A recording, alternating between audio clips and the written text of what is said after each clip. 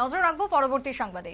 কৈলাসহরে বিদ্যুৎ পরিষেবা প্রদানকারী সংস্থা বেসরকারি সংস্থা সাই কম্পিউটার লিমিটেডের দিকে অভিযোগ দিনের পর দিন। এখনো পর্যন্ত বিদ্যুৎ পরিষেবা স্বাভাবিক হচ্ছে না, যার কারণে ক্ষোভ গ্রাহকদের।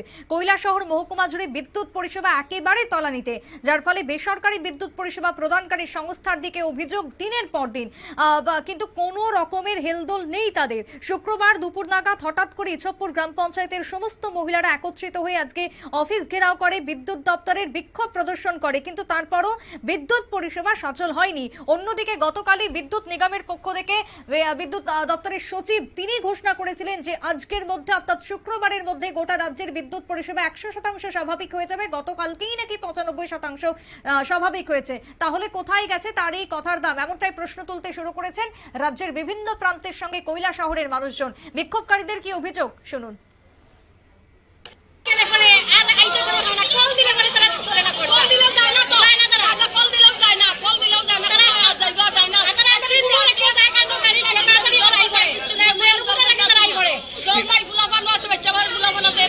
আপনার এলাকার, আপনার কোন এলাকার মানুষ?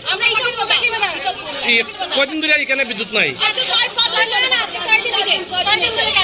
আপনাকে জানাইছেন সাই কম্পিউটারে? আপনারা জানাইছেন বিদ্যুৎ অফিসে?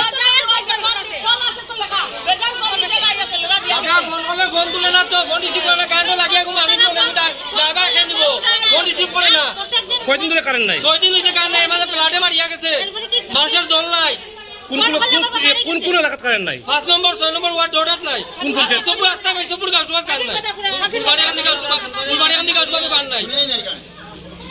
আর আপনি কি বলবেন মানে কারেন্ট যে নাই?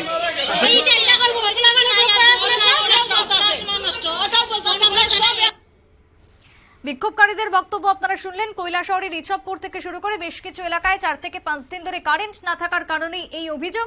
অন্যদিকে গতকালকের বিদ্যুৎ দপ্তরের সচিব অভিজিৎ সিং এর যে বক্তব্য উঠে এসেছে তাকে ঘিরে এক প্রকার প্রশ্ন তুলেছেন। ক্ষোভ আরো বেড়েছে সাধারণ রাজ্যবাসীর মধ্যে। তবে এই পরিষেবা আদৌ স্বাভাবিক হয় কিনা সেদিকেই তাকিয়ে রয়েছেন কৈলাসহরের বাসিন্দারা। ছোট্ট বিরতির পর ফিরবো, সঙ্গে থাকুন।